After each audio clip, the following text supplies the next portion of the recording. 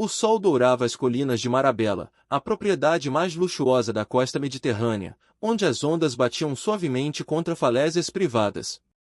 A mansão, um palácio de vidro e mármore, pertencia a Adrian Valmont, um bilionário conhecido tanto por sua fortuna quanto por seu silêncio sobre como a conquistou. Mona Lisa, de vestido esmeralda que realçava sua beleza hipnótica, caminhava lentamente pelo pátio interno, onde cavalos árabes trotavam com elegância. Seus gestos eram sutis, calculados, como se cada movimento fosse parte de um jogo invisível. Ela não era apenas uma convidada naquela noite, era uma estrategista infiltrada em um tabuleiro de xadrez humano. A festa reunia milionários, investidores e herdeiros. Conversas ao fundo misturavam-se ao som suave de violinos. Mona Lisa observava cada rosto com atenção, até que seus olhos encontraram Dorian Vega, um milionário tão charmoso quanto imprevisível.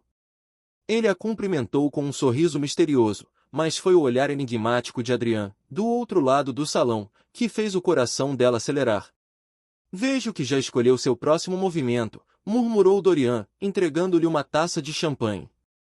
Num jogo como este, cada peça precisa estar no lugar certo antes do checkmate, respondeu ela, com malícia.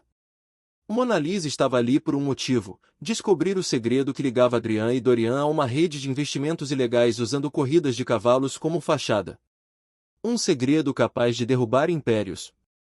Na pista privada, ela montou Azir, um garanhão negro de temperamento selvagem. A tensão no ar não era apenas pela corrida de exibição que Adrian promovia, era pelo que viria depois. Durante o percurso, ela recebeu discretamente de um funcionário leal a chave de um cofre escondido na biblioteca, a chave para a verdade. Naquele cofre, Mona Lisa descobriu contratos falsos, registros de transferências e uma carta cifrada que revelava que Adrian e Dorian estavam em guerra silenciosa entre si, cada um tentando derrubar o outro. Ela percebeu, não era apenas uma observadora, mas agora a rainha no jogo. De volta ao salão, Adrian se aproximou com aquele olhar que escondia mais do que mostrava. Mona Lisa, no xadrez, a rainha é a peça mais poderosa, mas também a mais visada, disse, oferecendo-lhe o braço. E no xadrez da vida, quem não arrisca, nunca vence, respondeu ela, aceitando. O jogo havia mudado. Ela não trabalhava mais para nenhum deles, agora, trabalharia para si mesma. O próximo movimento seria dela, e quando viesse, seria checkmate. As madrugadas em Marabella tinham um silêncio diferente, não o silêncio da paz, mas o de algo prestes a acontecer. Na noite seguinte ao baile, Mona Lisa caminhava sozinha pela estrebaria. O cheiro de feno e couro polido misturava-se ao som dos cavalos respirando. Ela acariciou o focinho de Azir, como se buscasse nele um aliado. Seus pensamentos eram rápidos, mas sua expressão permanecia calma. No tabuleiro que ela montara, Adrian e Dorian eram apenas peças, e ela, a mão que moveria todas. O segredo que encontrara no cofre não era apenas prova de crimes, era também uma oportunidade.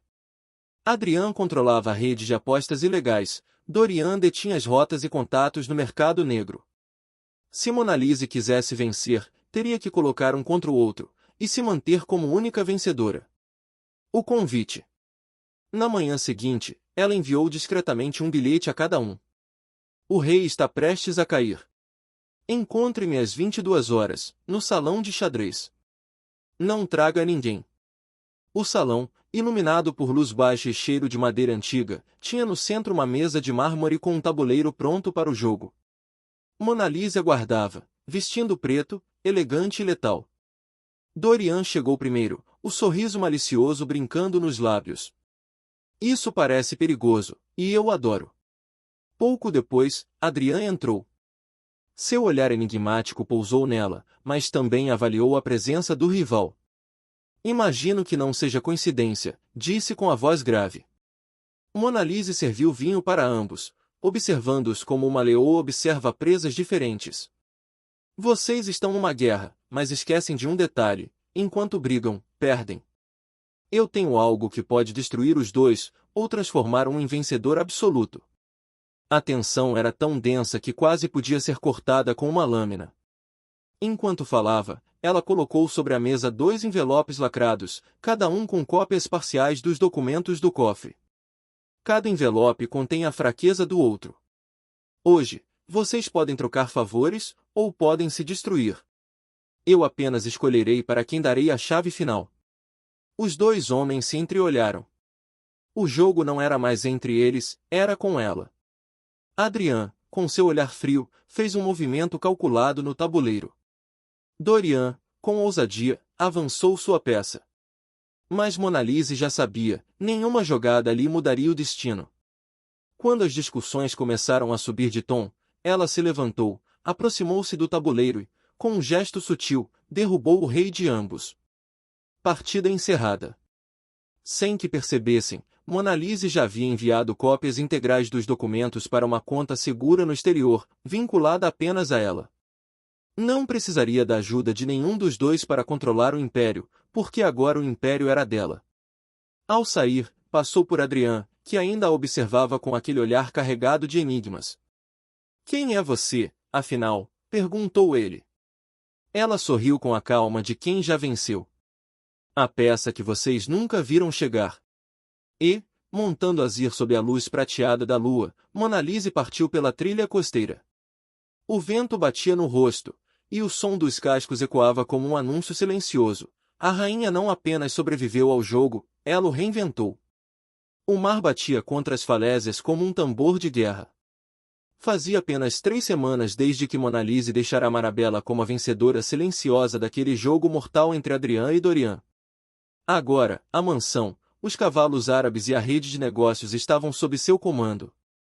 Mas o poder, ela sabia, era como um cavalo selvagem. Se não fosse montado com firmeza, derrubaria o cavaleiro. No salão principal, enquanto um raio de sol atravessava os vitrais coloridos, ela recebia relatórios de operações. Entre números e projeções, um nome apareceu repetidas vezes: Larno Cortês, magnata discreto, com fortuna construída em mercados obscuros e reputação de nunca perder.